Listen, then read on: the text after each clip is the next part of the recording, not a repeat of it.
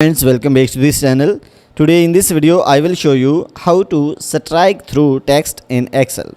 So without wasting time, let's start video. If you find this video is helpful for you, then please give like this video and subscribe our channel. So let's start. So firstly, select the cell where you want to strike through text. So after that, you can see home options. In home options you can see font box options. So in font box you can see downward arrow option, so click on it, and here you can see the options of strike through, so click on it. So when you will click on it, then click on OK. So you can see this text is changed into the strike through.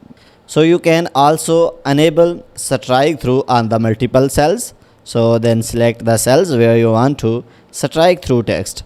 So after that you can also strike through text from here or from by click the right side of mouse and then scroll down, and you can see format cell option, so click on it, and here you can see strike through option, so click on it and then click on OK.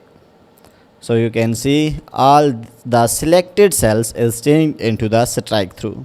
So guys, in this way you can strike through text in the Excel. So guys, if you want to watch more useful videos related to Excel, then go to playlist and you can find more useful videos related to Excel. So guys, if this video is helpful for you, then please give like this video and subscribe our channel. Thanks for watching.